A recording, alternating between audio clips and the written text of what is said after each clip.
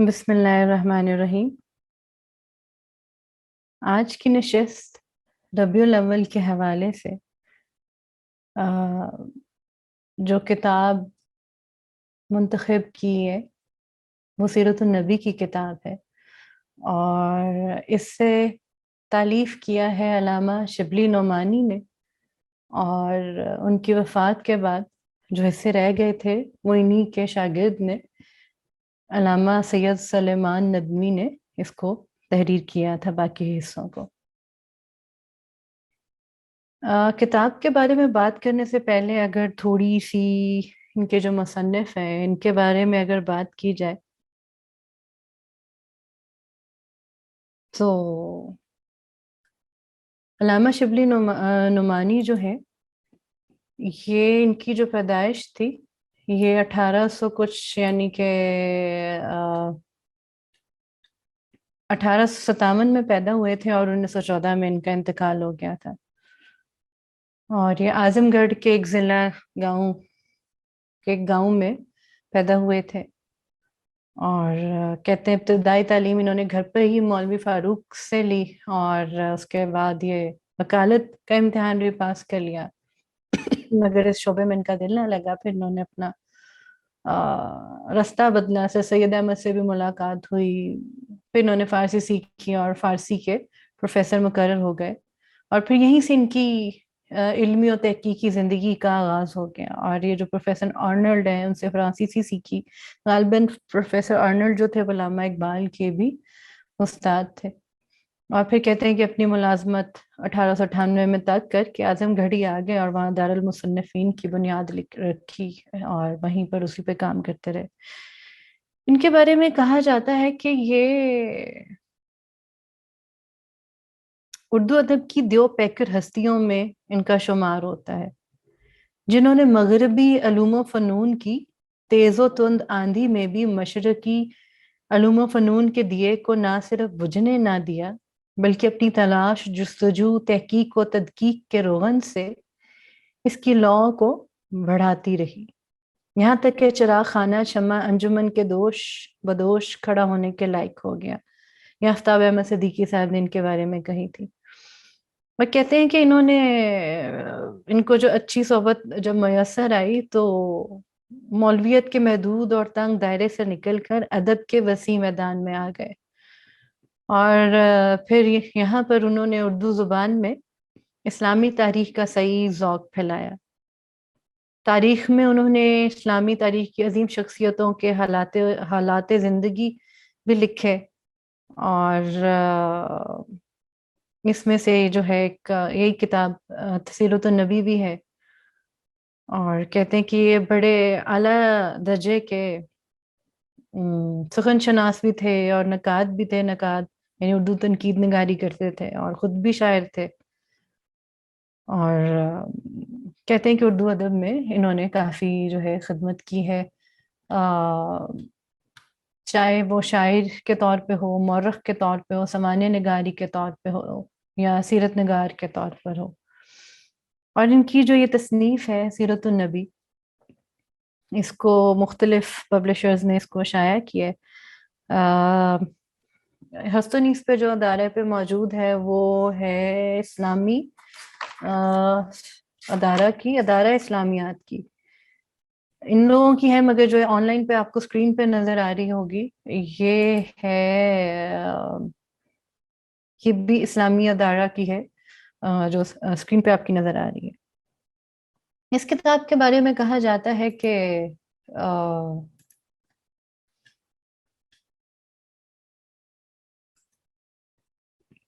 یہ سیرت النبی پر آج کے دور میں بھی ابھی تک بھی یہ سب سے اہم کتاب ہے، اور کہتے ہیں کہ اس کتاب کو جو ہے جو بھی طالب علم ہے سیرت کا، اس کے لیے اچھا ہے کہ وہ اس کو شروع سے آخر تک 7 جلدوں پر پڑھے، 7 حصوں پہ مشتمل ہے، اور مگر جو جلدیں ہیں اس کی 4 ہیں، اور اس میں یہ 7 حصے جو ہے وہ ہے۔ اور کہتے ہیں کہ اس میں سیرت پاک کو ایک مورخ کے طور پہ بھی، اور ایک سوانح نگار ہونے کے حوالے سے بھی، اور ایک فلسفی اور مدبر کی نگاہ سے بھی جو ہے مولانا صاحب نے اس کو، علامہ صاحب نے اس کو تحریر فرمایا ہے، اور کہتے ہیں کہ اسے دنیا کی بہترین سیرت کی کتابوں میں سے ایک گردانا جاتا ہے، اور مگر یہ ہے کہ کچھ جلدیں لکھنے کے بعد ان کی وفات ہو گئی، تو جیسے پہلے ہی بتایا تھا کہ اس کے بعد سید سلمان ندوی نے قلم سنبھال لیا تھا۔ اس کے جو حصے ہیں، اس کے اندر کیا کیا ہے موجود، تو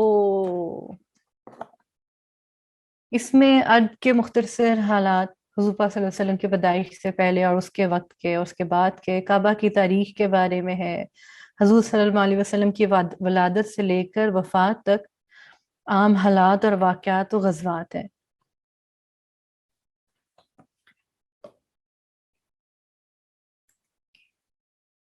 اس کے علاوہ یہ کہا جاتا ہے کہ آگے جو ہے ان کی حضور پاک صلی اللہ علیہ وسلم کی ولادت سے لے کر وفات تک کے عام حالات، واقعات اور غزوات ہیں۔ پھر آگے حضور صلی اللہ علیہ وآلہ وسلم کے ذاتی اخلاق و عادات کی تفصیل ہے، ان کے آل اولاد، ازواج محترات کے بارے میں بھی تفصیل، ان کے حالات زندگی۔ اگلا جو حصہ آتا ہے اس میں نبوت کے متعلق ہے، منصب نبوت کے متعلق سے اس کا کیا فرض ہے نبوت کا، تعلیم اور عقائد، اصلاح اعمال اور اخلاق اور وغیرہ وغیرہ، اسی سے متعلقہ امور کے بارے میں تحریر ہے۔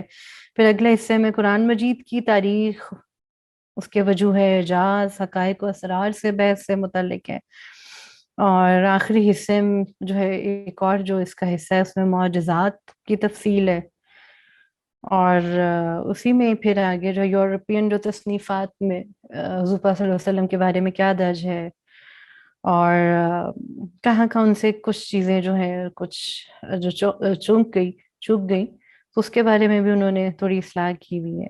بہرحال آج جو سلیکشن کی ہے اس کی ریڈنگ کی اس نشست کے لیے،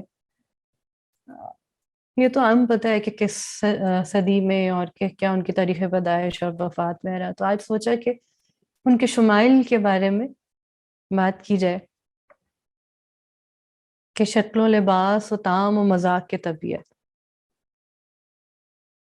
حلیہ اقدس، آپ صلی اللہ علیہ وآلہ وسلم میانہ قد اور موزوں اندام تھے، رنگ سفید سرخ تھا، پیشانی چوڑی اور ابرو پیوستہ تھے، یعنی جڑی ہوئی تھی، بینی مبارک درازی مائل تھی، چہرہ ہلکا یعنی بہت پرگوشت نہ تھا، دہانہ کشادہ تھا، دندان مبارک بہت پیوستہ نہ تھے، یعنی کہ آپس میں جڑے ہوئے نہیں تھے زیادہ، گردن اونچی، سر بڑا اور سینہ کشادہ تھا اور فراخ تھا، سر کے بال نہ بہت پیچیدہ تھے نہ بالکل سیدھے تھے، ریش مبارک گھنی تھی، چہرہ کھڑا کھڑا تھا، آنکھیں سیاہ و سرمگی اور پلکیں بڑی بڑی تھی، شانے پرگوشت اور مونڈوں کی ہڈیاں بڑی تھیں، سینہ مبارک میں ناف تک بالوں کی ہلکی تحریر تھی، ہتھیلیاں پرگوشت اور چوڑی، کلائیاں لمبی اور پاؤں کی ایڑیاں نازک اور ہلکی تھی، پاؤں کے تلوے بیٹ سے ذرا خالی تھے، نیچے سے پانی نکل جاتا تھا۔ صحابہ رضی تعالیٰ عنہ پر آپ کے حسن و خوبروئی کا بہت اثر پڑتا تھا۔ حضرت عبداللہ بن سلام رضی تعالیٰ عنہ جو پہلے یہودی تھے، پہلے پہل جب چہرہ اقدس پر ان کی نظر پڑی ہے تو بولے، خدا کی قسم یہ جھوٹے کا چہرہ نہیں۔ جابر بن سمرہ رضی تعالیٰ عنہ ایک صحابی ہے، ان سے کسی نے پوچھا آپ کا چہرہ تلوار سا چمکتا تھا، بولے نہیں، ماہ و خورشید کی طرح، یعنی کہ ماہ اور خورشید یعنی چاند اور سورج کی طرح۔ یہی صحابی روایت کرتے ہیں کہ ایک شب کو جب مطلق ابر نہ تھا اور چاند نکلا تھا، میں کبھی آپ کو دیکھتا تھا، کبھی چاند کو دیکھتا تھا، تو آپ مجھے چاند سے زیادہ خوبرو معلوم ہوتے تھے۔ حضرت برا رضی تعالیٰ عنہ صحابی کہتے ہیں، میں نے کسی جوڑے والے کو نہیں سوری میں نے کسی جوڑے والے کو سرخ خط کے لباس میں آپ سے زیادہ خوبصورت نہیں دیکھا۔ آپ کے پسینے میں ایک قسم کی خوشبو تھی۔ چہرہ مبارک پر پسینہ کے قطرے موتی کی طرح ڈھلکتے تھے۔ جسم مبارک کی جلد نہایت نرم تھی۔ حضرت انس رضی تعالیٰ عنہ کہتے ہیں کہ آپ کا رنگ نہایت کھلتا تھا، آپ کا پسینہ موتی معلوم ہوتا تھا۔ اور میں نے دیبا اور حریر بھی آپ کے جلد سے زیادہ نرم نہیں دیکھے، اور مشک و عنبر میں آپ کے بدن سے زیادہ خوشبو نہ تھی۔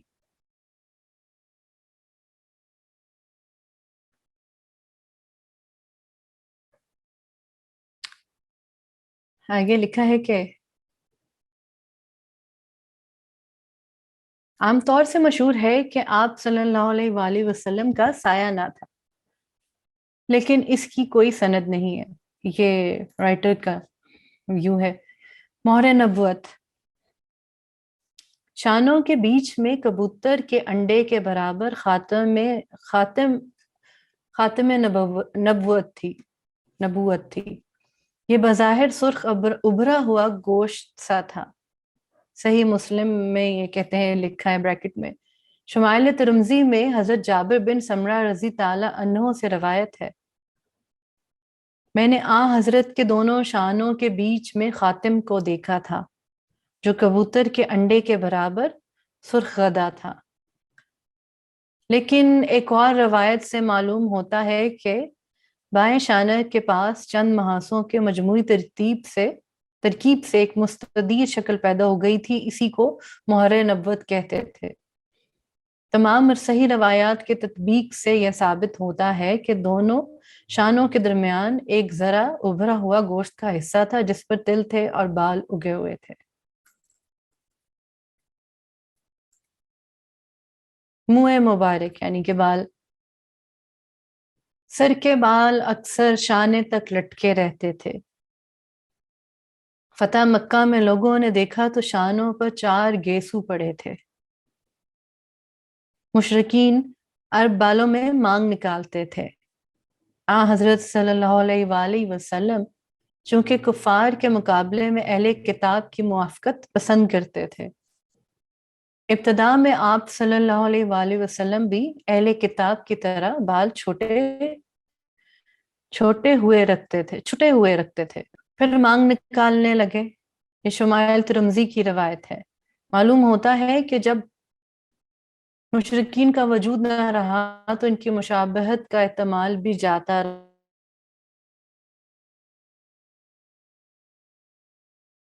رہا۔ اخیر زمانے میں مانگ نکالے ڈالتے تھے اور ایک دن بیچ کنگھی کرتے تھے۔ ریش مبارک میں گنتی کے چند بال سفید ہونے پائے تھے۔ رفتار بہت تیز تھی، چلتے تھے تو معلوم ہوتا تھا کہ ڈھلوان زمین پر اتر رہے ہیں۔ ضعیف روایتوں میں ہے کہ حضرت صلی اللہ علیہ وآلہ وسلم کا سایہ نہ تھا، یعنی زمین پر جسم اقدس کا سایہ نہیں پڑتا تھا۔ لیکن محدثین کے نزدیک یہ روایتیں صحت سے خالی اور ناقابل اعتبار۔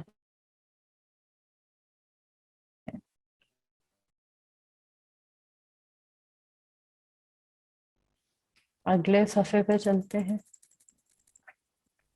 گفتگو اور خندہ اور تبسم۔ گفتگو نہایت شیریں اور دل آویز تھی۔ بہت ٹھہر ٹھہر کر گفتگو فرماتے تھے۔ ایک ایک فکرہ الگ ہوتا، رہ جاتا معمول تھا کہ ایک ایک بات کو 3 دفعہ فرماتے۔ جس بات پر زور دینا ہوتا بار بار اس کا اعادہ فرماتے. حالت گفتگو میں اکثر نگاہ آسمان کی طرف ہوتی تھی اور آواز بلند تھی. جس بات پر زور دینا ہوتا بار بار اس کا اعادہ فرماتے. حالت گفتگو میں اکثر نگاہ آسمان کی طرف ہوتی تھی، آواز بلند تھی. حضرت ام ہانی رضی تعالی عنہ سے روایت ہے کہ حضرت صلی اللہ علیہ وآلہ وسلم کعبہ میں قرآن مجید پڑھتے تھے اور ہم لوگ گھروں میں پلنگوں پر لیٹے لیٹے سنتے تھے. حضرت خدیجہ رضی تعالی عنہ کے پہلے شوہر سے ایک صاحبزادے تھے جن کا نام ہند تھا.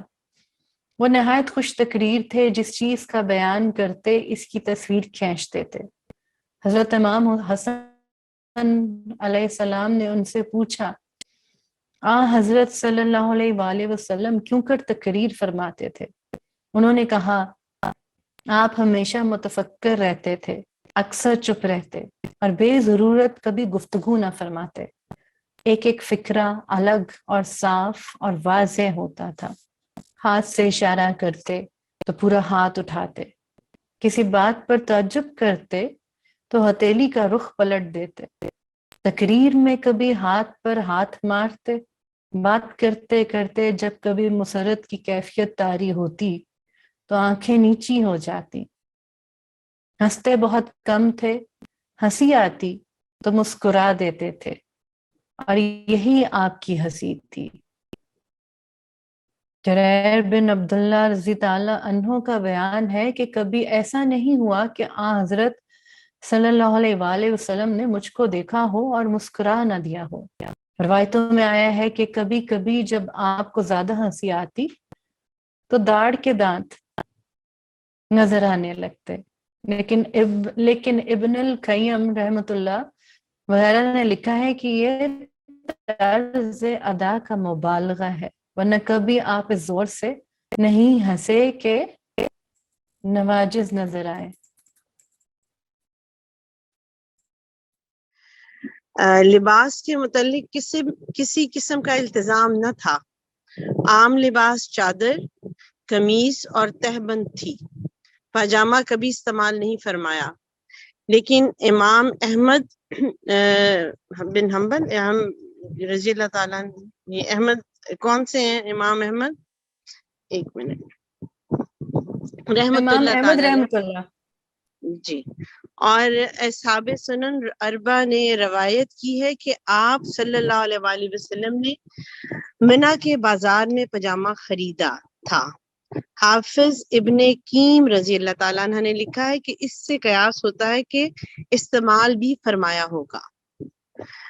موضوع کی عادت نہ تھی لیکن نجاشی نے جو سیاہ موزے بھیجے تھے آپ صلی اللہ علیہ وآلہ وسلم نے استعمال فرمائے. بظاہر روایت سے معلوم ہوتا ہے کہ وہ چرمی تھے. امامہ کا شملہ کبھی دوش مبارک پر کبھی دونوں شانوں کے بیچ میں پڑا رہتا تھا. کبھی تحت الحنک کے طور پر لپیٹ لیتے تھے. امامہ اکثر سیاہ رنگ کا ہوتا تھا. امامہ کے نیچے سر سے لپٹی ہوئی ٹوپی ہوتی تھی. اونچی ٹوپی کبھی استعمال نہیں فرمائی. امامہ کے نیچے ٹوپی کا التزام تھا. فرماتے تھے کہ ہم میں اور مشرکین میں یہی امتیاز ہے کہ ہم ٹوپیوں پر امامہ باندھتے ہیں. چادر، لباس میں سب سے زیادہ یمن کی دھاری دار چادریں پسند تھیں جن کو عربی میں حبرہ کہتے ہیں. ابا، بعض اوقات شامی ابا استعمال کی ہے جس کی آستین اس قدر تنگ تھی کہ جب وضو کرنا چاہا تو چڑھ نہ سکی اور ہاتھ کو آستین سے نکالنا پڑا. نو شیروانی قبا بھی جس کی جیب اور آستینوں پر دیبا کی سنجاف تھی استعمال کی ہے. آگے ہے کمبل. جب انتقال ہوا تو حضرت عائشہ صدیقہ رضی اللہ تعالیٰ عنہا نے کمبل جس میں پیوند لگے ہوئے تھے اور گاڑھے کی ایک تہبند نکال کر دکھائی کہ انہی کپڑوں میں آپ صلی اللہ علیہ وآلہ وسلم نے وفات پائی. بس کی اور آپ جو مناسب سمجھے. آگے یہ ہے حلہ ہمرا.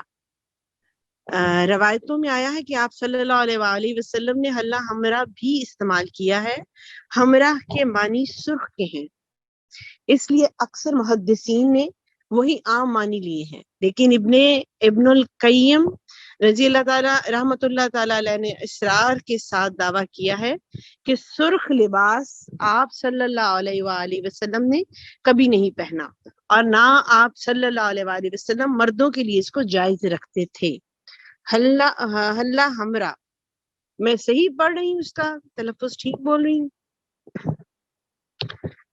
بحر الامر ہے نا، تو ریڈ سی، تو یہی ریڈ. اچھا، یعنی کہ اردو میں اس کو اسی طرح بولیں گے حلہ ہمرا. میرا خیال ایسے ہی ہوگا، ہلا ہمرا شاید ہو سکتا ہے. کیا ہے یہ؟ ہے کے اوپر نیچے کوئی زیر زبر نہیں ہے نا. حلہ ہمرا، چلیے بعد میں اس کو دیکھتے ہیں. حلہ ہمرا ایک قسم کی یمنی چادر تھی جس میں سرخ دھاریاں بھی ہوتی تھی، اس بنا پر اس کو ہمرا کہتے تھے اور یہی کبھی کبھی استعمال کرتے تھے. عام محدثین کہتے ہیں کہ اس تخصیص کا کوئی ثبوت نہیں. اچھا، زرقانی میں بھی یہ بحث نہایت تفصیل سے مذکور ہے. مختلف روایتوں سے ثابت ہوتا ہے کہ آپ صلی اللہ علیہ وآلہ وسلم نے سیاہ، سرخ، سبز، زعفرانی ہر رنگ کے کپڑے پہنے ہیں، لیکن سفید رنگ بہت مرغوب تھا. بعض اوقات اس قسم کی چادر بھی استعمال فرمائی ہے جس پر کجاوے کی شکل بنی ہوئی تھی. اچھا، یہاں پہ مجھے اس کتاب کا، میں تھوڑا اس کے اسلوب پہ دیکھ رہی تھی کہ، اور یہ چیز مجھے اچھی لگی ہے کہ انہوں نے اگر کسی حضور صلی اللہ علیہ وسلم سے متعلقہ کسی ٹاپک پہ کوئی بات آئی ہے تو انہوں نے مختلف جو ہے ریفرنسز کوٹ کیے ہیں، کہ ایک پہ قائم نہیں رہے نا کہ فلانے کی کتاب میں یہ لکھا ہے، فلانی میں یہ لکھا ہے، اور یہاں پہ یہ لکھا ہے. تو یہ چیز مجھے اس کتاب کے کافی اچھی لگ رہی تھی. آگے پڑھنا چاہیں گے سمین صاحبہ؟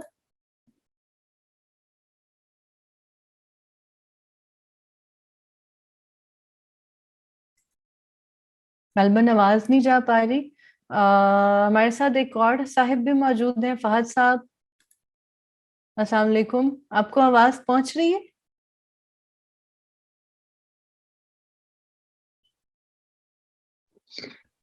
آپ کو میری آواز آ رہی؟ اب آ رہی ہے. چلیے میں پڑھ دیتی ہوں، یہ نالین مبارک پڑھ دیتی ہوں. ہاں ٹھیک ہے. اس کے بعد I can hear you جی. جی جی فہد صاحب السلام علیکم، خوش آمدید. سیمی صاحبہ پڑھتی ہیں تو پھر آپ سے بھی درخواست ہے کہ اگر آپ پڑھنا چاہیں تو ضرور. جی سیمی صاحبہ، آپ کے بعد پھر فہد صاحب سے گفتگو کرتے ہیں. ٹھیک ہے. نالین مبارک اس طرز کے تھے جس کو اس ملک میں چپل کہتے ہیں. یہ صرف ایک تلا ہوتا تھا جس میں تسمے لگے ہوتے جی تھے. ضرور، کیونکہ یہاں پہ جو ہے نا کچھ سگنل ویک ہیں. بچھونا چمڑے کا گدا ہوتا تھا جس میں روئی کی بجائے کھجور کے پتے ہوتے تھے. چار پائی بان کی بنی ہوتی تھی جس سے اکثر جسم پر بدیاں بن جاتی تھی، پڑ جاتی تھی یا بن یہ مٹا ہوا.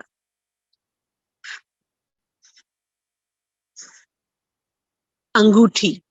آپ صلی اللہ علیہ وآلہ وسلم نے نجاشی اور کیسر روم کو خط لکھنا چاہا تو لوگوں نے عرض کی کہ سلاطین مہر کے بغیر کوئی تحریر قبول نہیں کرتے. اس بنا پر چاندی کی انگوٹھی بنوائی جس میں اوپر تلے 3 سطروں میں محمد رسول اللہ صلی اللہ علیہ وآلہ وسلم لکھا ہوا تھا. بعض صحابہ رضی اللہ تعالیٰ عنہ نے سے روایت ہے کہ آپ صلی اللہ علیہ وآلہ وسلم صرف مہر لگانے کے وقت اس کا استعمال فرماتے تھے اور دانے ہاتھ کی انگلی میں پہنتے تھے. خود و ذرہ اچھا ذرہ ہے یہ. لڑائیوں میں ذرہ اور مغفر بھی پہنتے تھے. احد کے مارکے میں جسم مبارک پر 2 زرہیں تھیں. تلوار کا قبضہ کبھی چاندی کا بھی ہوتا تھا.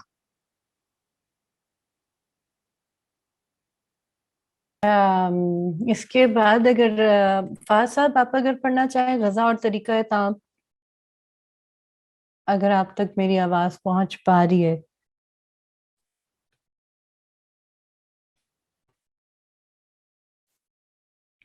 فہد صاحب آپ تک آواز پہنچ رہی ہے میری؟ جی آواز تو آ رہی ہے لیکن میرے پاس سگنلز ویک ہیں تو شاید میں اس کو پڑھ نہ سکوں اور ڈسٹورشن آئے گی بیچ میں. تو آئی سجیسٹ کہ آپ لوگ کیری آن کریں. اچھا چلیں ٹھیک، میں سن رہا ہوں جی آپ کو. چلیں انشاءاللہ اگلی کسی میں آپ سے سنیں گے. نشست میں بہت شکریہ جی آپ انشاءاللہ کے جی سننے ضرور. کا. تو آگے جو ہے غزہ اور طریقہ تعام، میں پڑھ لوں پھر سیما صاحبہ آگے؟ ضرور. جناب، غزہ اور طریقہ تعام اگرچہ اعصار اور قناعت کی وجہ سے لذیذ اور پرتکلف کھانے کبھی نصیب نہ ہوتے، یہاں تک کہ جیسا کہ صحیح بخاری کتاب الاطعمہ باب الخبز المرکک میں درج ہے، تمام عمر آپ صلی اللہ علیہ وسلم نے چپاتی کی صورت تک نہیں دیکھی. تاہم بعض کھانے آپ کو نہایت مرغوب تھے. مرغوب کھانے: سرکہ، شہد، حلوہ، روغن زیتون، کدو خصوصیت کے ساتھ پسند تھے. سالن میں کدو ہوتا تو پیالے میں اس کی کاشیں انگلیوں سے ڈھونڈتے. ایک دفعہ حضرت ام ہانی رضی تعالیٰ عنہ کے گھر تشریف لے گئے اور پوچھا کہ کچھ کھانے کو ہے؟ بولی کہ سرکہ ہے. فرمایا کہ جس گھر میں سرکہ ہو اس کو نادار نہیں کہہ سکتے. عرب میں ایک کھانا ہوتا ہے جس کو ہیس کہتے ہیں. یہ گھی میں پنیر اور کھجور ڈال کر پکایا جاتا ہے. ہیس کہتے ہیں، ہیس پتہ نہیں کیا ہے. یہ گھی میں پنیر اور کھجور ڈال کر پکایا جاتا ہے. آپ کو یہ بہت مرغوب تھا. ایک دفعہ حضرت امام حسن علیہ السلام اور عبداللہ بن عباس رضی تعالیٰ عنہ سلمہ کے پاس گئے اور کہا کہ آج ہم کو وہ کھانا پکا کر کھلاؤ جو حضرت صلی اللہ علیہ وآلہ وسلم کو بہت مرغوب تھا. بولی تم کو وہ کیا پسند آئے گا؟ لوگوں نے اصرار کیا تو انہوں نے جو کا آٹا پیس کر ہانڈی میں چڑھا دیا، اوپر سے روغن زیتون، زیرہ اور کالی مرچیں ڈال دی. پک گیا تو لوگوں کے سامنے رکھا اور کہا کہ آپ صلی اللہ علیہ وآلہ وسلم کی محبوب ترین غذا تھی. گوشت کی اقسام میں سے آپ صلی اللہ علیہ وآلہ وسلم نے دمبا، مرغ، بٹیر، حواری، اونٹ، بکری، بھیڑ، گورخر، خرگوش اور مچھلی کا گوشت کھایا ہے. دست کا گوشت بہت پسند تھا. شمائل ترمذی میں حضرت عائشہ رضی تعالیٰ عنہ کا قول نقل کیا ہے کہ دست کا گوشت فی نفسے ہی آپ صلی اللہ علیہ وآلہ وسلم کو چندہ مرغوب نہ تھا. بات یہ تھی کہ کئی دن تک گوشت نصیب نہیں ہوتا تھا، اس لیے جب کبھی مل جاتا تو آپ صلی اللہ علیہ وآلہ وسلم چاہتے تھے کہ جلد پک کر تیار ہو جائے. دست کا گوشت جلدی گل جاتا ہے، اس لیے آپ صلی اللہ علیہ وسلم اسی کی فرمائش کرتے. لیکن متعدد روایتوں سے ثابت ہوتا ہے کہ یوں بھی آپ صلی اللہ علیہ وآلہ وسلم کو یہ گوشت پسند تھا. حضرت صفیہ رضی تعالیٰ عنہ کے نکاح میں آپ صلی اللہ علیہ وآلہ وسلم نے ولیمہ کا کھانا کھلایا تھا تو صرف کھجور اور ستو تھا. تربوز کو کھجور کے ساتھ ملا کر کھاتے تھے. پتلی ککڑیاں پسند تھی. ایک دفعہ معوذ بن افرا رضی تعالیٰ عنہ کی صاحبزادی نے کھجور اور پتلی ککڑیاں خدمت میں پیش کی. بعض اوقات روٹی کے ساتھ بھی کھجور تناول فرمائی ہے۔ پانی، دودھ، شربت۔ ٹھنڈا پانی نہایت مرغوب تھا۔ دودھ کبھی خالص نوش فرماتے، کبھی اس میں پانی ملا دیتے۔ کشمش، کھجور، انگور پانی میں بھگو دیا جاتا۔ کچھ دیر کے بعد وہ پانی نوش جان فرماتے۔ کھانے کے ظروف میں ایک لکڑی کا پیالہ تھا جو لوہے کے تاروں سے بندھا ہوا تھا۔ روایت میں اسی قدر ہے، کرینہ سے معلوم ہوتا ہے کہ ٹوٹ کیا ہوگا، اس لیے تاروں سے جوڑ دیا ہوگا۔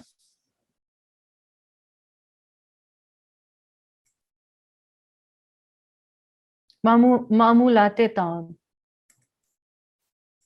دسترخوان پر جو کھانا آتا اگر ناپسند ہوتا تو اس میں ہاتھ نہ ڈالتے، لیکن اس کو برا نہ کہتے۔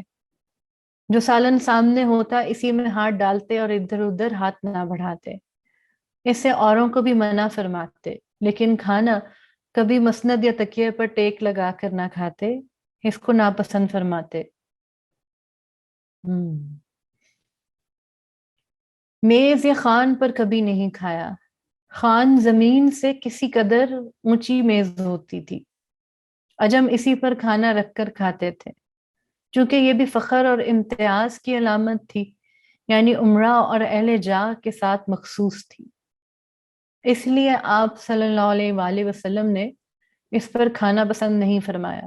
کھانا صرف 3 انگلیوں سے کھاتے۔ گوشت کو کبھی کبھی چھری سے کاٹ کر بھی کھاتے۔ صحیح بخاری میں یہ روایت موجود ہے۔ ابو داؤد میں ایک حدیث ہے کہ گوشت چھری سے نہ کاٹو، لیکن یہ اہل عجم کا شعار ہے، لیکن ابو داؤد نے خود اس حدیث کو ضعیف کہا ہے۔ اس حدیث کے ایک راوی ابو معشر نجی ہیں، جن کی نسبت بخاری نے لکھا ہے کہ وہ منکر الحدیث ہیں، اور یہ انہی منکرات میں حدیث مذکور بھی ہے۔ خوش لباسی۔ گو تکلف اور جاہ پسندی سے آپ صلی اللہ علیہ وآلہ وسلم کو نفرت تھی، لیکن کبھی کبھی آپ صلی اللہ علیہ وآلہ وسلم نہایت قیمتی اور خوش نما لباس بھی زیب تن فرماتے تھے۔ حضرت عبداللہ بن عباس رضی تعالیٰ عنہ جب حروریہ کے پاس سفیر بنا کر بھیجے گئے تو وہ یمن کے نہایت قیمتی کپڑے پہن کر گئے۔ حروریہ نے کہا، کیوں ابن عباس، یہ کیا لباس ہے؟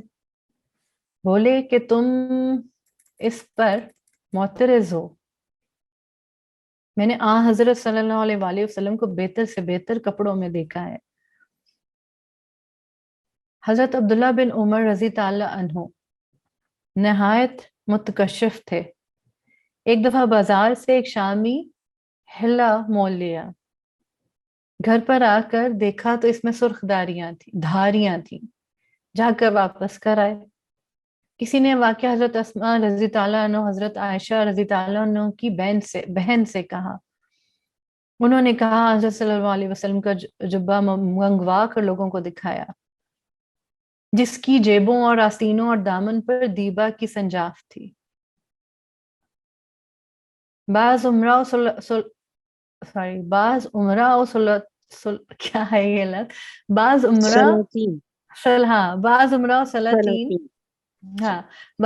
سلاطین نے حضرت صلی اللہ علیہ وسلم کو بیش قیمت کپڑے ہدیہ بھیجے۔ آپ صلی اللہ علیہ وسلم نے قبول فرمایا اور کبھی زیب تن کیے، قبول بھی فرمایا اور پھر ان کو کبھی کبھی زیب تن بھی کیا۔ مرغوب رنگ۔ رنگوں میں زرد رنگ بہت پسند تھا۔ حدیثوں میں ہے کہ کبھی کبھی آپ تمام کپڑے یہاں تک کہ امامہ بھی اسی رنگ کا رنگوا کر پہنتے تھے۔ بریکٹ میں لکھا ہے کہ سفید رنگ بھی بہت پسند تھا، فرماتے تھے کہ یہ رنگ سب رنگوں میں اچھا ہے، یعنی کہ سب سے زیادہ موسٹ فیورٹ ان کا سفید تھا، مگر اس کے علاوہ زرد رنگ بھی ان کو کہتے ہیں کہ پسند تھا۔ نامرغوب رنگ یعنی کہ ناپسندیدہ رنگ، یعنی کہ جو سے اتنی رغبت نہیں رکھتے تھے۔ سرخ لباس ناپسند فرماتے تھے۔ ایک دفعہ عبداللہ بن عمرو رضی تعالیٰ عنہ سرخ کپڑے پہن کر آئے تو فرمایا، یہ کیا لباس ہے؟ عبداللہ رضی تعالیٰ عنہ نے جا کر آگ میں ڈال دیا۔ آپ صلی اللہ علیہ وسلم نے سنا تو فرمایا جلانے کی ضرورت نہ تھی، کسی عورت کو دے دیا ہوتا۔ عرب میں سرخ رنگ کی مٹی ہوتی ہے جس کو مغرہ کہتے ہیں، اس سے کپڑے رنگا کرتے تھے۔ یہ رنگ آپ صلی اللہ علیہ وسلم کو نہایت ناپسند تھا۔ ایک دفعہ حضرت زینب رضی تعالیٰ عنہ نے اس سے کپڑے رنگ رہی تھی۔ آپ صلی اللہ علیہ وسلم گھر میں آئے، دیکھا تو واپس چلے گئے۔ حضرت زینب سمجھ گئیں، کپڑے دھو ڈالے۔ حضرت صلی اللہ علیہ وسلم دوبارہ تشریف لائے، جب دیکھ لیا کس رنگ کی کوئی چیز نہیں، تب گھر میں قدم رکھا۔ ایک دن ایک شخص سرخ پوشاک پہن کر آیا تو آپ صلی اللہ علیہ وسلم نے اس کے سلام کا جواب نہیں دیا۔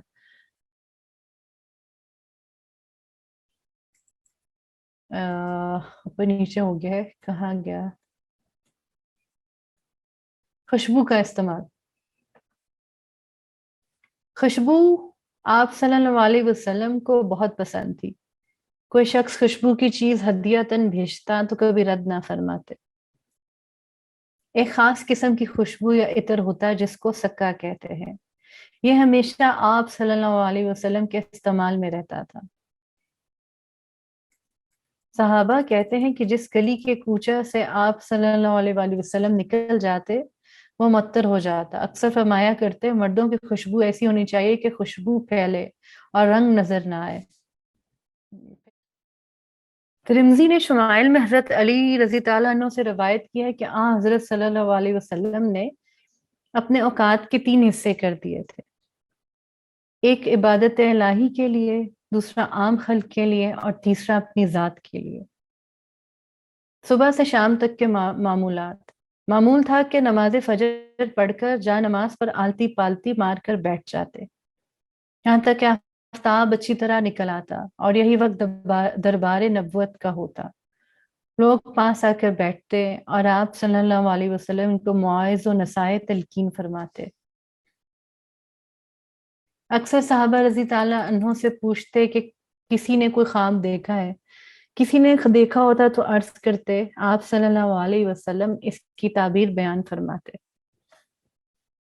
کبھی خود اپنا خواب بیان فرماتے، اس کے بعد ہر قسم کی گفتگو ہوتی۔ لوگ جاہلیت کے قصے بیان کرتے، شعر پڑھتے، ہنسی خوشی کی باتیں کرتے۔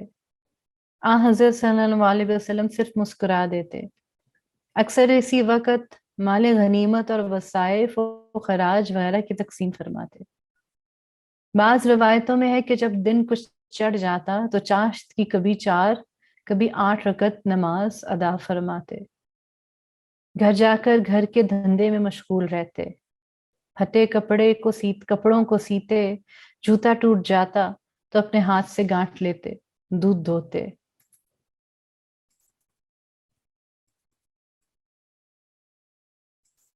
نماز اصل پڑھ کر ازواج محترات میں سے ایک کے پاس جاتے اور ذرا دیر ٹھہرتے، پھر جس کی باری ہوتی وہیں رات بسر فرماتے۔ تمام ازواج محترات وہیں جمع ہو جاتی، عشاء تک صحبت رہتی، پھر نماز عشاء کے لیے مسجد میں تشریف لے جاتے اور واپس آ کر سو رہتے۔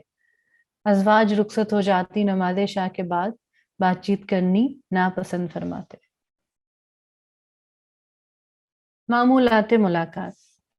معمول یہ تھا کہ کسی سے ملنے کے وقت ہمیشہ پہلے خود سلام اور مصافحہ کرتے۔ کوئی شخص اگر جھک کر آپ صلی اللہ علیہ وسلم کے کان میں کوئی کچھ بات کہتا تو اس وقت تک اس کی طرف سے رخ نہ پھیرتے جب تک وہ خود منہ نہ ہٹا لے۔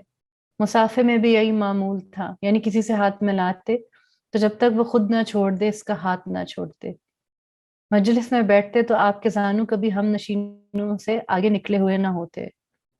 جو شخص حاضر ہونا چاہتا دروازے پر کھڑے ہو کر پہلے السلام علیکم کہتا، پھر پوچھتا کہ کیا میں اندر آ سکتا ہوں۔ خود بھی صلی اللہ علیہ وآلہ وسلم کسی سے ملنے جاتے تو اسی طرح اجازت مانگتے۔ وہ شخص اس طریقے کے خلاف کرتا تو آپ اس کو واپس کر دیتے۔ ایک دفعہ بنو عامر کا ایک شخص آیا اور دروازے پر کھڑا ہو کر پکارا کہ اندر آ سکتا ہوں۔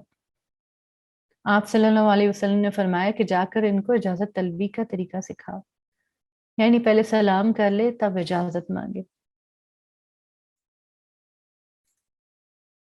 सीमी साहिबा, अगर दरबार नबुव्वत मजालिस नबवी अगर आप पढ़ना चाहें, स्क्रीन नजर आ रही हो तो जी। जनाब। मजालिस नबवी सल्लल्लाहु अलैहि वसल्लम, दरबार नबुवत। शहनशाह कौनैन सल्लल्लाहु अलैहि वसल्लम का दरबार नकीब जाओश और खील व हश्म का दरबार न था। दरवाजे पर दरबान भी न होते थे, ताहम नबूवत के जलाल से हर शख्स पैकर तस्वीर नजर आता था। हदीसों में आया है कि आ हजरत सल्लल्लाहु अलैहि वसल्लम की मजलिस में लोग बैठते तो ये मालूम होता कि उनके सरों पर चिड़ियां बैठी हुई हैं, यानी कोई शख्स जरा जुम्बिश भी नहीं करता था। गुफ्तगू की इजाजत में तरतीब का लिहाज रहता था, लेकिन ये इम्तियाज मरातब नस्ब नाम या दौलत माल की बिना पर नहीं, बल्कि फजलो इस्तेहकाक की बिना पर होता था। सबसे पहले आप सल्लल्लाहु अलैहि वसल्लम अहले हाजत की तरफ मतवज्जा होते और इनके मारूजात को सुनकर उनकी हाजत बरारी फरमाते। तमाम हाजिरीन अदब से सर झुकाए रहते, खुद भी आप सल्लल्लाहु अलैहि वसल्लम मुअद्दब होकर बैठते। जब कुछ फरमाते तो तमाम मजलिस में सन्नाटा छा जाता। कोई शख्स बोलता तो जब तक वो चुप ना हो जाए दूसरा शख्स बोल नहीं सकता था। अहले हाजत अर्ज़े मुद्दा में अदब की हद से बढ़ जाए तो आप कमाल हलम के साथ बर्दाश्त फरमाते। आप किसी की बात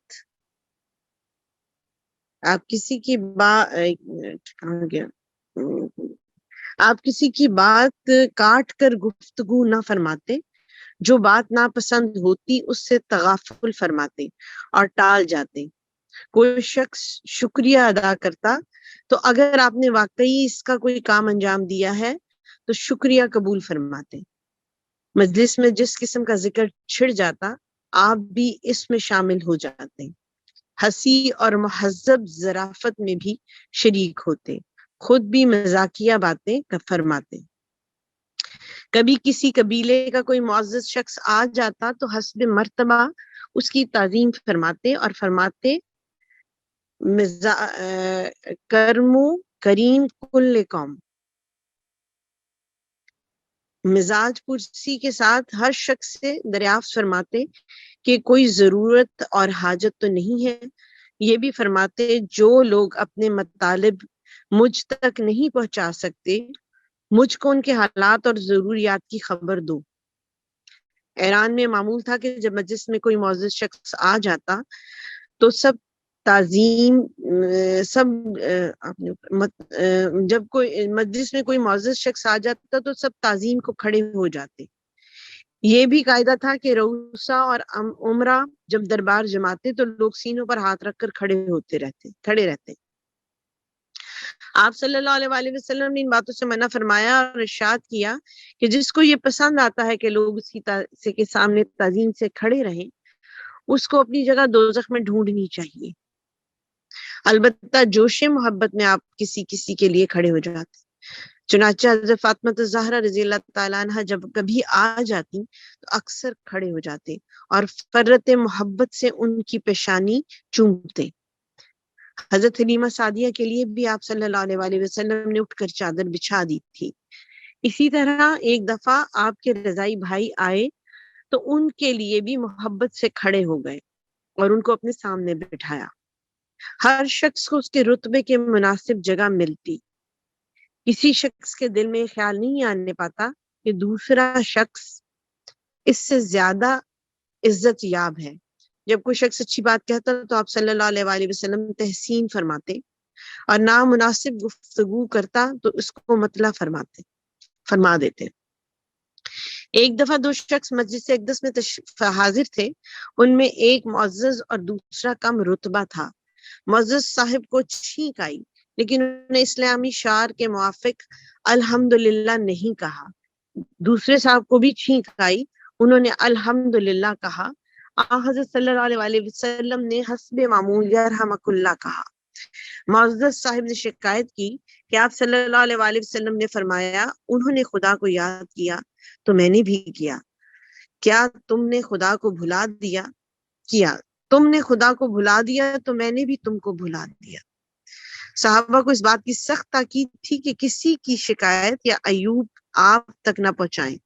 آپ صلی اللہ علیہ وآلہ وسلم فرماتے تھے کہ میں چاہتا ہوں کہ دنیا سے جاؤں تو سب کی طرف سے صاف جاؤں.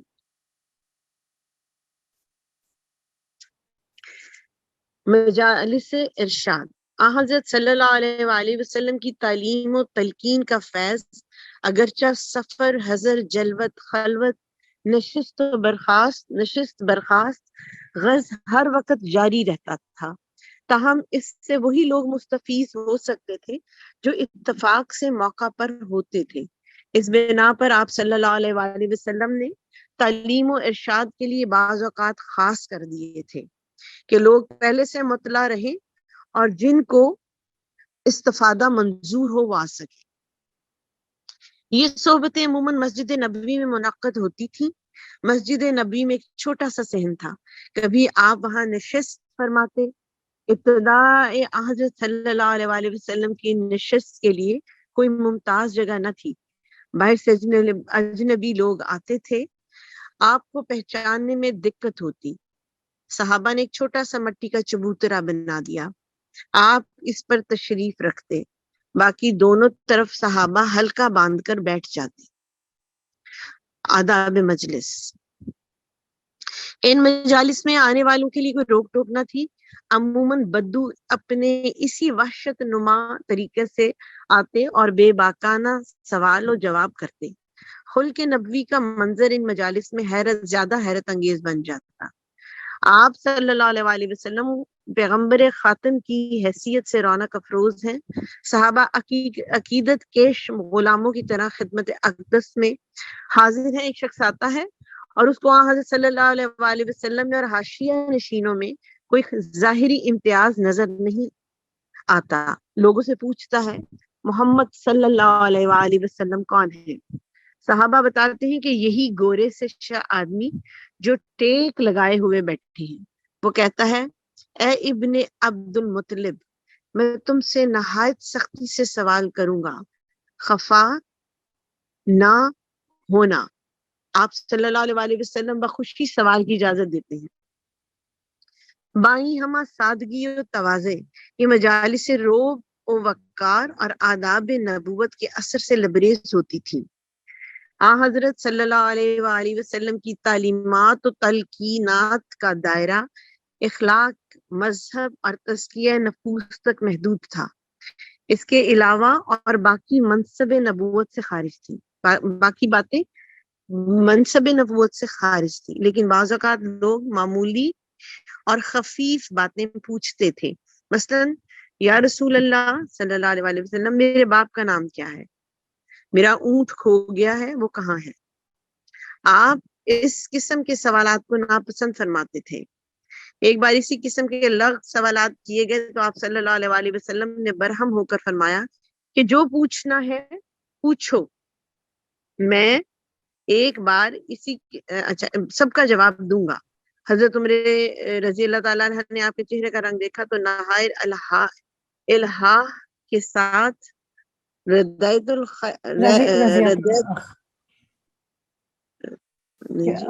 کہا. ہاں اچھا جی آگے ردیت الاخ راضی ہو جائے. اخ محل بھائی کو کہتے ہیں. کوئی شخص کھڑے کھڑے آگے کیا کہتے ہیں؟ کوئی شخص پڑھوں؟ ہاں بس یہی، بس ایک لائن کی کوئی شخص کھڑے کھڑے سوال نہیں کرتا تھا. ایک شخص نے اسی طرح سوال کیا تو آپ صلی اللہ علیہ وسلم نے اس کی طرف تعجب سے دیکھا. اسی طرح ایک یہ بھی معمول تھا کہ جب ایک مسئلہ طے ہو جائے تو دوسرا مسئلہ پیش کیا جاتا. آپ بعض اوقات آپ گفتگو کرتے ہوتے تو کوئی صحرا نشین بدو جو آداب مجلس سے ناواقف ہوتا دفتن آ جاتا اور این سلسلہ تقریر میں کوئی بات پوچھ بیٹھتا. آپ صلی اللہ علیہ وسلم سلسلہ تقریر قائم رکھتے اور فارغ ہو کر اس کی طرف متوجہ ہوتے اور جواب دیتے. ایک دفعہ آپ تقریر فرما رہے تھے کہ ایک بدو آیا اور آنے کے ساتھ اس نے پوچھا کہ قیامت کب آئے گی. آپ صلی اللہ علیہ وسلم تقریر کرتے رہے. حاضرین سمجھے کہ آپ صلی اللہ علیہ وسلم نے نہیں سنا کسی نے کہا سنا لیکن آپ کو ناگوار ہوا، آپ گفتگو سے فارغ ہو چکے تو دریافت فرمایا پوچھنے والا کہاں ہے؟ بدو نے کہا یہ میں یہ حاضر ہوں۔ آپ صلی اللہ علیہ وسلم نے فرمایا جب لوگ امانت کو ضائع کرنے لگیں گے۔ بولا کہ امانت کیوں کر ضائع ہوگی؟ فرمایا جب نیا لوگوں کے ہاتھ میں آئے گی۔ اچھا یہ والا جو تھا پیسج، یہ جو ایک ادب سکھایا گیا ہے مجلس کا، یہ میرا خیال ہے کہ ہم ٹیچرز کے لیے یا جو پبلک سپیکنگ ہے ان کے لیے بھی، کہ جب ایک سوال و جواب ہوتے ہیں، بڑا اچھا سبق ہے کہ آپ کسی کو روکے ٹوکے بھی نہ، بیچ میں روک کے یا غصہ نہ، اور آخر میں جو ہے اس کو ایڈریس کر دیں۔ اچھا یہاں پہ میں نے سیمی صاحبہ آپ کو اس لیے روکا تھا کہ اگلے اس کے اوپر چلتے ہیں جو چیپٹر کے اوپر، اور یہ مجالس میں شگفتہ مزاجی یہ ہم پڑھ لیں، سیمی صاحبہ یہ پڑھ لیں، پھر اس کے بعد ہم فیض صحبت پڑھ لیں گے، اور پھر اس کے بعد جو ہے میرے خطابت خیال نبوی سارا ہے۔ یہ بہت خوبصورت ہے، اگر آپ نیکسٹ ٹائم اس کو تھوڑا سا وہ نشان لگا لیں، یہ بہت اہم گفتگو ہے، بہت اہم باتیں ہیں ساری کی ہمارے لیے نا، ہاں یہ وہی مجھے ساری سمجھ کی نہیں آ بہت رہا کہ اہم اس میں سے کیا جو ہے نیکسٹ اصل ٹائم میں میری ریکویسٹ ہے آپ اس کو ان سلیکٹ کر لیجیے گا، بہت بہت ہی خوبصورت ہے، میرے خیال ساری پڑھنی ہم چاہیے سلیکٹ بلکہ۔ میں نے اس وقت بھی کی ہوئی ہے، مگر بیچ میں جو ہے وہ اسکپ کر دیا تھا۔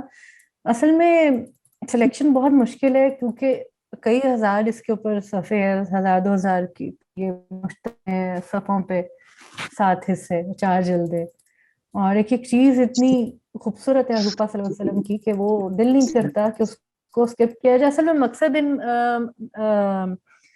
نشستوں کا یہی ہے کہ جیسے کہ پچھلی نشست میں بھی بیان کیا تھا کہ کتاب کا تعارف کرایا جائے اس نشست کے تھرو، کہ آہستہ آہستہ تھوڑے تھوڑے اس کے اندر سے پیسیجز پڑھے جائیں، تاکہ جو باقی جو بیچ میں شرکا ہے یا جو آن لائن دیکھتے ہیں وہ یہ کتاب لے کے خود پڑھے۔ ان کتابوں سے متعارف کرانا، ان کے لکھنے والوں سے متعارف کرانا، یہ اصل مقصد ہے کہ تھوڑا تھوڑا جھلکی دکھا دی جائے کتاب کی، ان کے مصنف کے بارے میں بات کی جائے، تاکہ گھر جا کر سارے اپنی اپنی کتاب کھول لیں اور کتاب خود پڑھیں، اور ایک کلاسک ٹیکسٹ جو ہے اس کو دیکھا جائے۔ تو بس طریقہ ارشاد آپ پڑھ لیں۔ پھر اس کے علاوہ میں چاہ رہی تھی کہ اخلاق نبوی کا جامع بیان ہے، وہ ایک صفحے کا ہے، اس کے بعد پھر وہ پڑھ لیتے ہیں۔ آپ طریقہ ارشاد سیمی صاحبہ آپ پلیز اگر پڑھ لیں۔ جی ضرور۔ طریقہ ارشاد، کبھی کبھی آپ صلی اللہ علیہ وآلہ وسلم خود امتحان کے طور پر حاضرین سے کوئی سوال کرتے، اس سے لوگوں کی جودت فکر اور اصابت رائے کا اندازہ ہوتا۔ حضرت عبداللہ بن عمر رضی اللہ تعالیٰ عنہ کا بیان ہے کہ ایک دفعہ آپ صلی اللہ علیہ وآلہ وسلم نے پوچھا، وہ کون سا درخت ہے جس کے پتے جھڑتے نہیں اور جو مسلمانوں سے مشابہت رکھتا ہے؟ لوگوں کا خیال جنگلی درختوں کی طرف گیا۔ میرے ذہن میں آیا کہ کھجور کا درخت ہوگا، لیکن میں کم سن تھا اس لیے جرأت نہ کر سکا۔ بالآخر لوگوں نے عرض کی حضور بتائیں، ارشاد فرمایا کھجور۔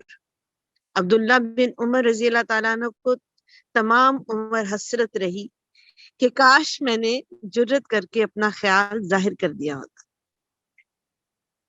ایک روز آپ صلی اللہ علیہ وآلہ وسلم مسجد میں تشریف لائے۔ صحابہ رضی اللہ تعالیٰ عنہ کے 2 حلقے قائم تھے، ایک قرآن خوانی اور دوسرا اور ذکر و دعا میں مشغول تھا۔ دوسرے حلقے میں علمی باتیں ہو رہی تھی۔ آپ صلی اللہ علیہ وآلہ وسلم نے فرمایا، دونوں عمل خیر کے رہے ہیں، خیر کر رہے ہیں، لیکن خدا نے مجھ کو صرف معلم بنا کر مبعوث کیا ہے۔ یہ کہہ کر علمی حلقے میں بیٹھ گئے۔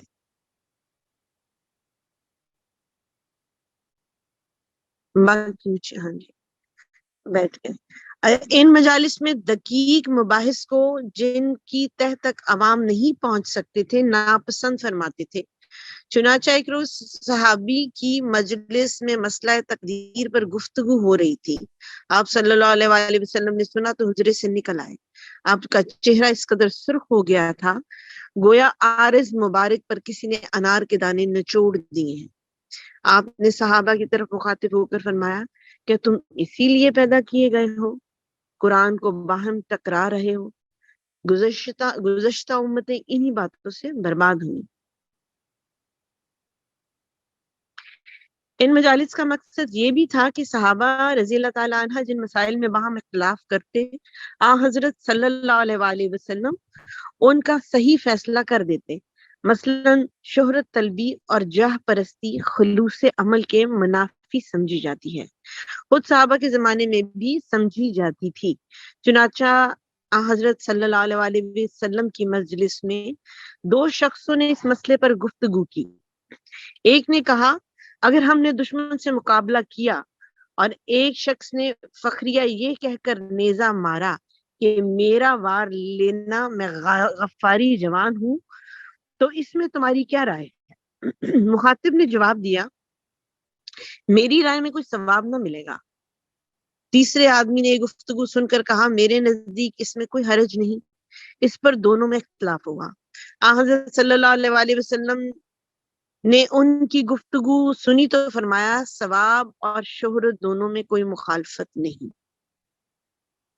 عام خیال یہ تھا کہ قواعد عملیہ کے بیکار کر دینے کا نام تقدیر ہے۔ تقدیر میں جو کچھ لکھا ہوگا اس کو کوئی عملی طاقت مٹا نہیں سکتی، لیکن حضرت صلی اللہ علیہ وآلہ وسلم نے ایک مجلس میں اتفاقاً منعقد ہو گئی تھی اس خیال کی تردید کی اور فرمایا کہ اعمال تو خود تقدیر ہیں۔ انسان کو خدا جن اعمال کی توفیق دیتا ہے وہی اس کا نوشتہ تقدیر ہے، اس لیے توکل قوت عمل کے بیکار کر دینے کا نام نہیں۔ چنانچہ صحابہ ایک جنازے میں شریک تھے، حضرت صلی اللہ علیہ وسلم تشریف لائے اور صحابہ رضی اللہ تعالیٰ عنہ جمع ہو گئے۔ آپ صلی اللہ علیہ وسلم کے ہاتھ میں ایک چھڑی تھی، اس سے زمین کو ریدنے لگے اور پھر فرمایا تم میں کوئی ایسا نہیں ہے جس کی جگہ جنت یا دوزخ میں لکھی نہ جا چکی ہو۔ ایک شخص نے کہا تو ہم اپنی تقدیر پر توکل کر کے عمل کیوں نہ چھوڑ دیں؟ جو شخص سعادت مند ہوگا وہ خود بخود سعادت مندوں میں داخل ہو جائے گا، اور جو شخص بدبخت ہوگا وہ بدبختوں میں مل جائے گا۔ آپ صلی اللہ علیہ وآلہ وسلم نے فرمایا سعادت مند وہ لوگ ہیں جن کو سعادت مندوں کے عمل کی توفیق دی جاتی ہے، اور بدبخت وہ ہیں جن کے لیے شقاوت کے کام کے اسباب جمع ہو جاتے ہیں۔ اچھا، مجالس میں شگفتہ مزاجی، یہ ایک پیرا پڑھ لیں۔ مجالس میں شگفتہ مزاجی باوجود اس کے کہ ان مجالس میں صرف ہدایت، ارشاد، اخلاق اور تزکیہ نفوس کی باتیں ہوتی تھیں، اور صحابہ حضرت صلی اللہ علیہ وآلہ وسلم کی خدمت میں اس طرح بیٹھتے تھے کانت طیر فوق رؤوسہم، تاہم یہ مجلسیں شگفتہ مزاجی کے سر سے خالی نہ تھی۔ ایک دن آپ صلی اللہ علیہ وآلہ وسلم نے ایک مجلس میں بیان فرمایا جنت میں خدا سے ایک شخص نے کھیتی کرنے کی خواہش کی۔ خدا نے کہا کیا تمہاری خواہش پوری نہیں ہوئی ہے؟ اس نے کہا ہاں، لیکن میں چاہتا ہوں کہ فوراً بوؤں اور ساتھ ہی تیار ہو جائے۔ چنانچہ اس نے بیج ڈالے، فوراً دانہ اگا، بڑھا اور کٹنے کے قابل ہو گیا۔ ایک بدو بیٹھا ہوا تھا، اس نے کہا یہ سعادت صرف قریشی یا انصاری کو نصیب ہوگی جو زراعت پیشہ ہے، لیکن ہم لوگ تو کاشتکار نہیں۔ آپ صلی اللہ علیہ وآلہ وسلم ہنس پڑے۔ ایک دفعہ ایک صاحب خدمت میں حاضر ہوئے اور عرض کی کہ میں تباہ ہو گیا۔ ارشاد فرمایا ہوا کیوں؟ بولے میں نے رمضان میں بیوی سے ہم بستری کی۔ آپ صلی اللہ علیہ وآلہ وسلم نے فرمایا غلام آزاد کرو۔ بولے غریب ہوں، غلام کہاں سے لاؤں؟ ارشاد ہوا 2 مہینے کے روزے رکھو۔ بولے یہ مجھ سے ہو نہیں سکتا، فرمایا 60 مسکینوں کو کھانا کھلاؤ۔ بولے اتنا مقدور نہیں، اتفاق سے کہیں سے زنبیل بھر کر کھجوریں آ گئیں۔ آپ صلی اللہ علیہ وسلم نے فرمایا غریبوں کو خیرات کراؤ۔ اس خدا کی قسم جس نے آپ کو پیغمبر بنایا، سارے مدینے میں مجھ سے بڑھ کر کوئی غریب نہیں۔ آپ صلی اللہ علیہ وسلم بے ساختہ ہنس پڑے اور فرمایا اچھا تم خود ہی رکھ لو، کھا لو۔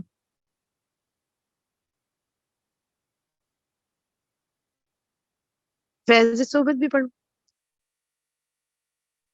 ایک دفعہ حضرت ابو ہریرہ رضی اللہ تعالیٰ عنہ نے عرض کی کہ ہم جب خدمت اقدس میں حاضر ہوتے ہیں تو دنیا ہیچ معلوم ہوتی ہے، مگر جب گھر میں بال بچوں میں بیٹھتے ہیں تو حالت بدل جاتی ہے۔ آپ صلی اللہ علیہ وسلم نے فرمایا اگر ایک سا حال رہتا تو فرشتے تمہاری زیارت کو آتے۔ ایک دفعہ حضرت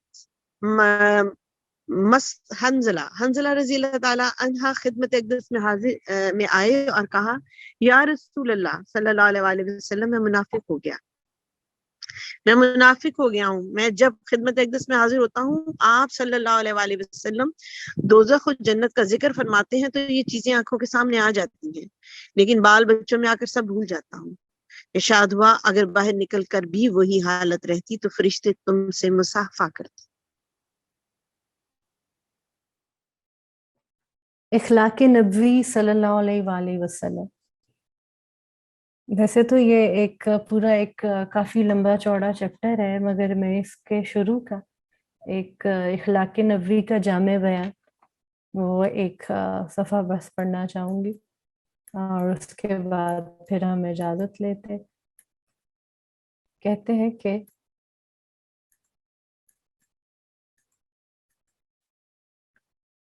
وَإِنَّكَ لَعَلَىٰ خُلْقٍ عَظِيمٍ، سورہ القلم کی آیت ہے۔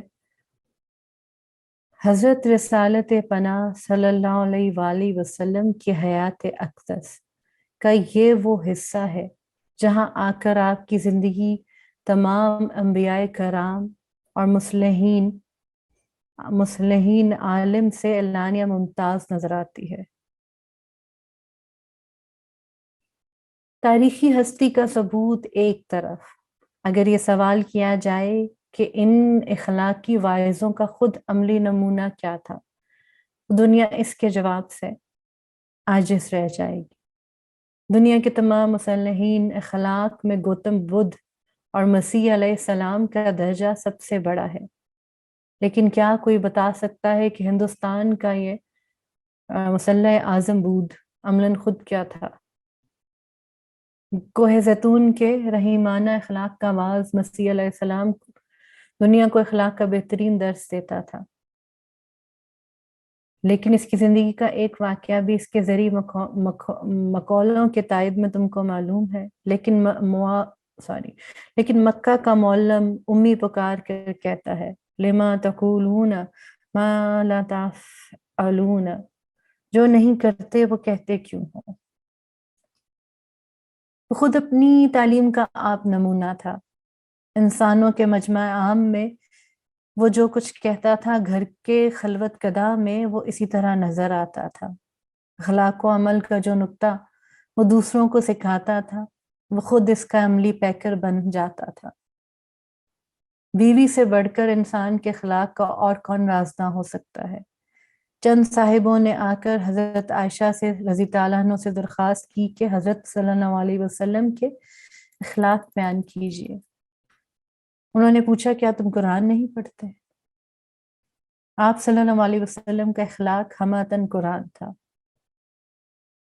موجودہ صحائف آسمانی اپنے دائیوں کے بہترین اقوال کا مجموعہ ہے، لیکن کیا ان کا ایک حرف بھی اپنے مبلغین کے عمل کا مدعی ہے؟ قرآن مجید لاکھوں مخالفین اور اہل عناد کی بھیڑ میں اپنے داعی حق کی نسبت گویا تھا۔ وَإِنَّكَ لَعَلَىٰ خُلْقٍ عَظِيمٍ، اے محمد تم اخلاق کے بڑے درجے پر ہو۔ بے درد نکتہ چین آج 1300 برس کے بعد، یعنی اس وقت 1300 برس ہوئے تھے جب یہ کتاب لکھی تھی، کہتے ہیں بے درد نکتہ چین آج 1300 برس کے بعد آپ صلی اللہ علیہ وآلہ وسلم کو سنگ دل کہتے ہیں۔ لیکن اس وقت جب یہ سب کچھ ہو رہا تھا، قرآن خود دشمنوں کے مجمع میں آپ کی نسبت کیا شہادت دے رہا تھا۔